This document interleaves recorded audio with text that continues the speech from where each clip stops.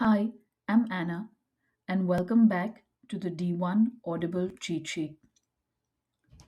When we talk about wine, it's easy to forget that what we're tasting is not just flavor, but chemistry in motion. Wine is a living system of compounds. Some arrive straight from the grapes, some are created during fermentation, others emerge quietly over time through aging, oxygen, and handling. Chapter 11 in the D1 textbook exists because this is the chapter that connects everything else. Viticulture decisions shape grape composition. Winemaking choices amplify, soften, or redirect those components. And what ends up in the glass is the sum of all of that. Wine, at its most basic level, is mostly water, around 85%, depending on alcohol and sugar levels. Water doesn't get talked about much, but it's what carries everything else. It determines how wine flows across the palate, how aromas are released, and how texture is perceived. Without it, nothing else works. Alcohol, especially ethanol, is formed during fermentation and is the dominant alcohol in wine. It brings a slightly sweet smell, a sense of warmth, and contributes to body and mouthfeel.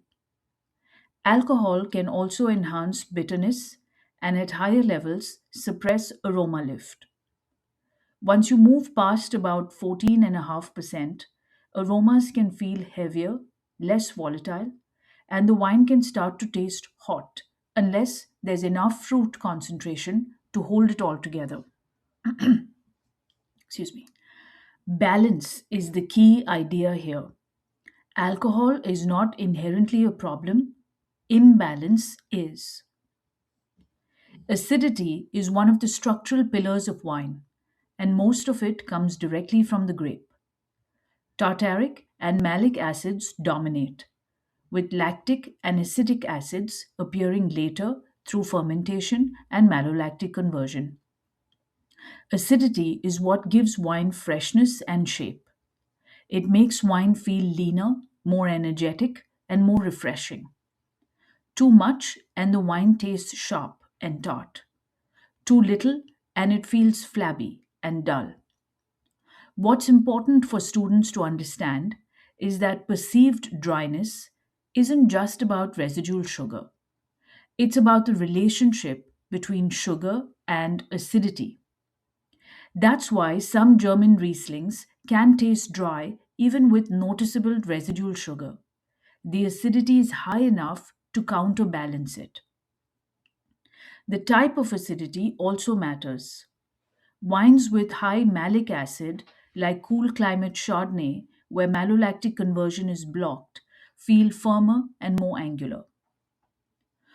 Total acidity and pH are related but not identical. Total acidity measures how much acid is present, usually expressed in grams per liter of tartaric acid. pH measures how active that acidity is.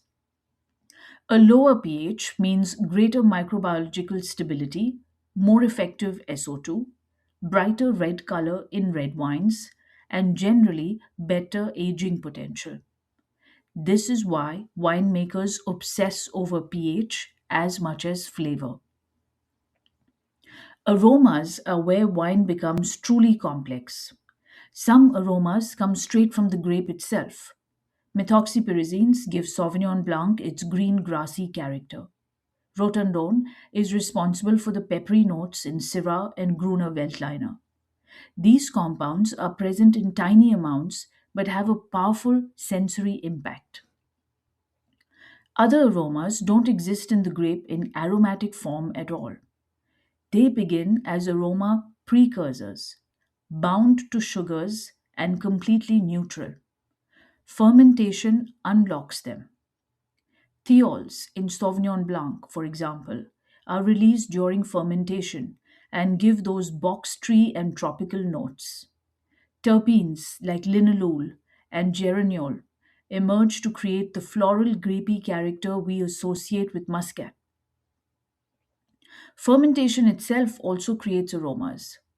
Esters are formed by the interaction of acids and alcohols and are responsible for much of the fresh, fruity character of young wines. Isoamyl acetate, which smells like banana, is the classic example. These aromas are joyful but fragile.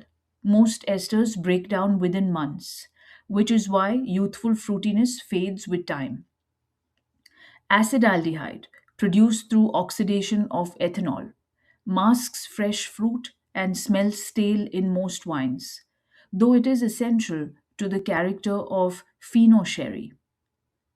Diacetyl brings buttery notes, especially where malolactic conversion has occurred.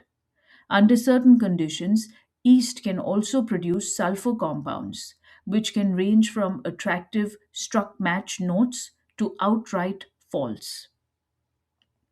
Some aromas come from outside the grape and fermentation altogether. New oak introduces compounds like vanillin. In some regions, heat can volatilize aromatic compounds from nearby eucalyptus trees, which are then absorbed into grape skins and later detected in the wine. What's fascinating and what this chapter gently introduces is that aroma perception is not just about individual compounds. Non aromatic compounds in the wine influence how aromas are perceived. This interaction is why two wines with similar analytical profiles can smell completely different in the glass. Residual sugar is another important component. Even dry wines usually contain a small amount. As sweetness increases, sugar adds not only sweetness but also body and weight.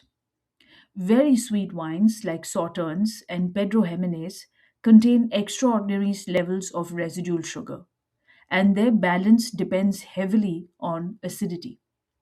This is also why sweetness classifications in the EU allow higher sugar levels when acidity is high. The goal is to guide consumer expectation, not chemistry alone. Glycerol sits quietly in the background but plays a real role in texture.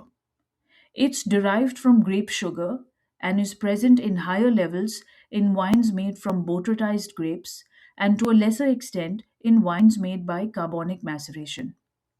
Glycerol contributes smoothness and a sense of fullness with a slightly sweet impression on the palate. Phenolics, tannins, and anthocyanins are central to red wine structure and quality. Anthocyanins give color. Tannins give grip and dryness by binding to proteins in saliva. But tannin perception is complex. A small amount of residual sugar can often soften tannins. High acidity can make them feel more astringent. During winemaking and maturation, tannins change as they react with other compounds, altering how they feel. Unripe tannins are bitter and harsh and are never desirable.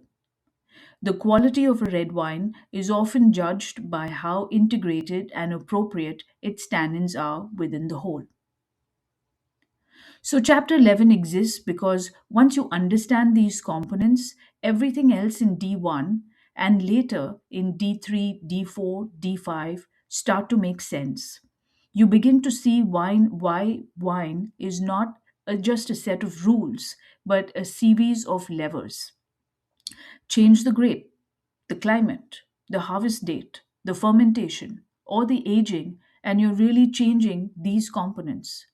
And those changes are what we experience glass by glass. I do hope this episode helps, and I'll see you at the next one.